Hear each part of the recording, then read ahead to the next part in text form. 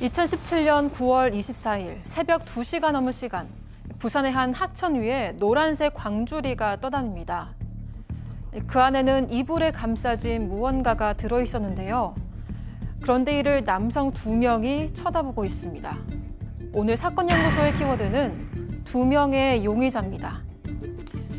자, 7년 전 부산 앞바다에서 발생한 충격적인 사건.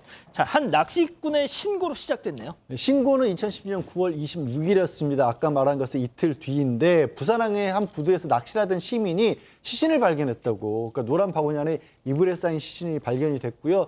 이게 많이 부패돼 있어서 이게 신원 확인도 어려운데 어렵사리 지문을 확인해 보니까 50대 여성이었고 직장인 무단 결근 중이었습니다. 부검 결과 목이 졸려 살해당한 상황이었습니다. 자, 피해자 신원이 확보가 되니까 유력 용의자도 금방 잡힐 것 같은데요?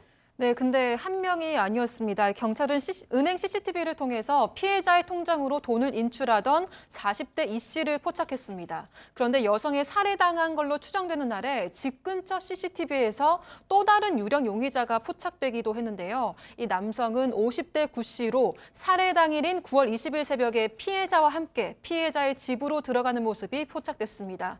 그런데 경찰은 이 50대 구 씨를 진짜 주범 살인범이라고 파악을 했습니다. 알고 보니 이 구 씨가 피해자 여성과 최근 헤어진 사이로 추정이 됐던 겁니다. 교수님, 그럼 또 뭐 교제 살인 뭐 이런 거였나요? 이번에는 전혀 아니었습니다. 그야말로 금전을 목적으로 한 그 살인으로 밝혀졌는데요. 경찰의 조사 결과 이 구 씨 같은 경우는 일용직 노동자로 이 도박이라든가 이런 것으로 해서 부채만 약 한 5천만 원 정도가 있었고 공과금을 제대로 내지 못할 정도의 상황이었다라고 합니다. 이 와중에서도 과거에 이제 피해자하고 교제를 하던 그 시절에 당시 이 피해자가 9월 19일경에 현재 살고 있는 이 집에 있는 전세금 약 1억 원을 탄다라고 하는 사실을 갖다가 기억을 하고 있었다는 거죠. 그래서 그 다음 날인 9월 20일 날 연락을 해가지고 우리 한번 좀 만나자 이렇게 이제 해서 그 피해자를 갖다 유인을 합니다.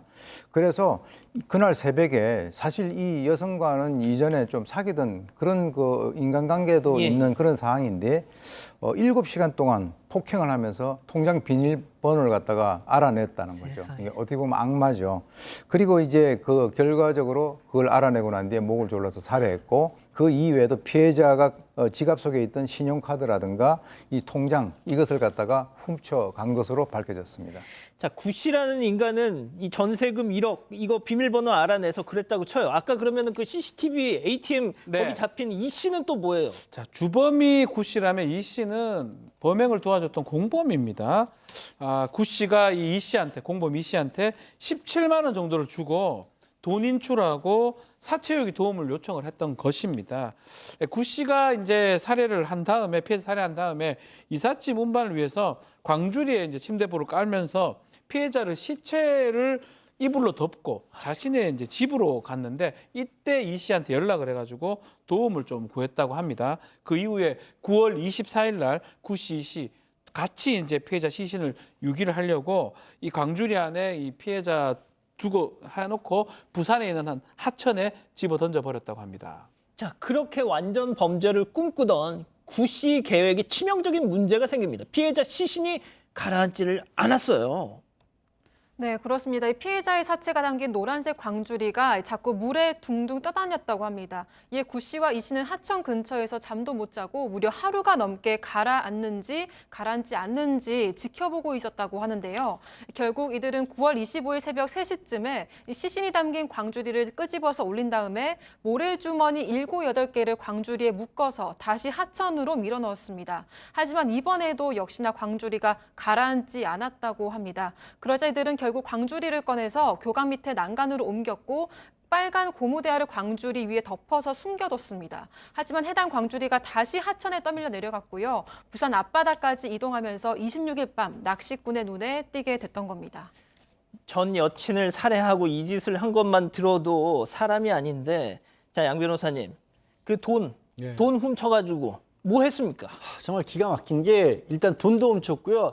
피해자가 가고 있던 목걸이, 팔찌 이런 귀급속들도 다 훔쳤을 거 아닙니까? 그걸 금은방에 팔아서 그 전 여자친구를 해치고 뺏은 거죠. 그거 팔아서 그때 당시 사귀고 있던 다른 여자친구 커플링을 해줬답니다. 그리고 피해자 신용카드로 밥 사 먹고 술 사 먹고 통장에서 몇백만 원 또 꺼내서 썼는데 제초에 처음에 노렸던 게 사실 전세 자금 1억 원이 들어온다라는 통장이 있었지 않습니까? 예. 정작 그 통장 비밀번호 또 몰라서 그 돈은 못 꺼냈대요. 박 변호사님, 그 뒤로 또 뭐 어떻게 됐습니까? 자, 이 구 씨가 알고 보니까 사기 전가 등 한 8범 전가가 있었다고 그러고요. 언론 노출이 싫다면서 지금이 나오고 있는데 현장 검증에 나타나지 않고 결국은 대역이 했다고 해요. 좀 피의자 구 땡땡. 아니, 현장 검증 너 갈래 그래서 저 가기 싫어요. 언론 노출 싫어요. 못 데려가요? 그래서, 그러면 안 되죠, 사실은. 근데 아주 뻔뻔스럽게 저렇게 피의자 구 땡땡 딴 사람이 그런 것들 대역으로 지금 한 그런 상황이었고요. 뻔뻔함이 여기 끝이 아닙니다. 이 재판 과정에서 그런 얘기를 합니다. 피해자가 아니, 박 변호사님. 네, 현장 검증 안 간다 그러면 못 데려가요? 못 데려가죠. 뭐 어떡합니까? 뭐 잡아들 거 합니까? 세상에. 다 가죠. 통상 누가 안 갑니까? 근데 저자는 안 간 거잖아요. 그렇죠. 예. 그 결국은 지금 자기 생활비 쓰라고 피해자가 카드하고 통장 줬다라고 주장도 하고 또 이 씨도 좀 뻔뻔합니다. 사체 유기 혐의 이제 유죄가 되는데 개의 사체인 줄 알았다라고 뻔뻔하게 말도 안 되는 주장을 했다고 합니다. 결국 강도 살인으로 구 씨는 무기징역, 이 씨는 징역 10개월 선고가 됐고요. 2심에서도 형량이 유지가 됐습니다. 자, 오 교수님. 그 신상 공개는 아예 바랄 수도 없어요. 지금 현장 검증하는데 데려가지도 못한답니다. 대한민국 법 정말.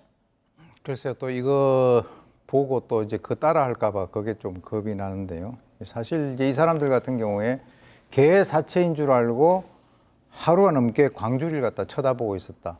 뭐 이런 얘기들을 들어본다 하더라도 이 뻔뻔하게 이럴 데 없는 그런 그 인간들인데 진정성이 1도 없고 그냥 거짓말일 뿐이죠. 그러니까 범행이 드러나면 어떻게 해서라도 자신들의 어떤 그 행동과 범행을 연계시키지 않기 위해서 하는 그 아주 전형적인 그런 그 변명에 불과한 건데요.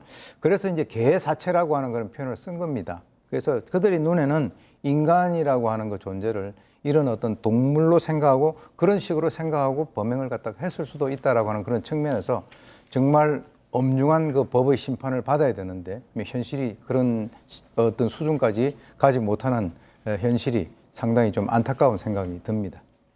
야, 너 현장 검증 갈래? 저 가기 싫어요. 야, 김경사, 네가 대역 좀 해.